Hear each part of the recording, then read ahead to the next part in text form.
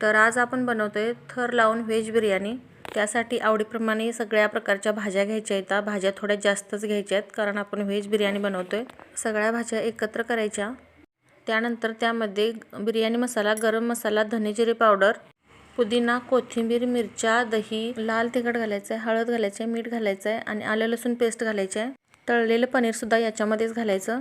आता हे झाकून ठेवून आपण तांदूळ शिजवायला घ्यायचा आहे। तर पाणी गरम करत ठेवले, त्याच्यामध्ये पुदिना घालायचा आहे, गरम मसाले घालायचे आहेत, खडे मसाले घालायचे, कोथिंबीर थोडीशी घालायची, मीठ घालायचं, त्याला उकळी आणू द्यायचं। दावतचा तांदूळ घेतलाय, ते तांदूळ स्वच्छ धुवायचा आणि तो पाण्यामध्ये टाकायचा आणि पुदिना घातल्यानंतर जे पाणी आपलं हिरवं होते त्यासाठी ते हिरवं होऊ नये म्हणून आपण त्याच्यामध्ये लिंबू पिळायचा। लिंबू पिळल्यानंतर हे परत पाणी पांढरशुभ्र होते।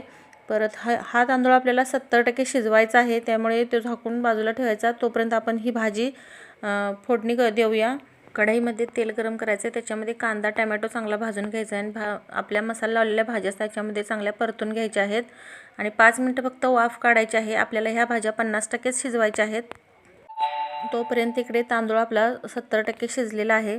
आता त्याच्यामधलं पाणी निथळून काढायचं आहे आणि आपल्याला गॅसवरती तवा तापत ठेवायचा आहे आणि आपण थर लावायला घेणार आहोत। भांड्याला एक जाड पातेलं घ्यायचं आहे, जाड बुडाचं पातेलं, त्याला तूप लावायचं आहे आणि त्याच्यावरती अर्धवट शिजलेला आपला तांदूळ भात घालायचा आहे। त्यानंतर भाजीचे एक लेयर घालायचे आहे। त्यानंतर काजू, तुम्ही कांदा घालू शकता किंवा तळलेले पनीरसुद्धा या भाजीमध्ये वरून असे टाकू शकता।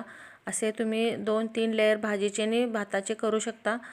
तुम्हाला किती लेयर बनवायचे आहे त्या पद्धतीने तुम्ही बनवा आणि वरती असं परत कांदा तळलेला घालून, काजू घालून त्यावरती तूप सोडायचं आहे आणि ते मी 2 कलर वापरलेत पहा, एक लाल कलर आणि एक हिरवा कलर, असा अधूनमधून तो ओतायचा। म्हणजे हा भाताला आपला कलर पण छान येतो।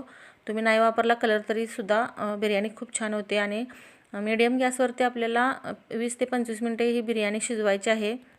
त्यांना भाताची बाहेर हवा जाऊ नये याची काळजी घ्यायची आणि आपली बिर्याणी खूप छान तयार झालेली आहे पहा। चला तर व्हिडिओ कसा वाटला कमेंटमध्ये सांगा। धन्यवाद।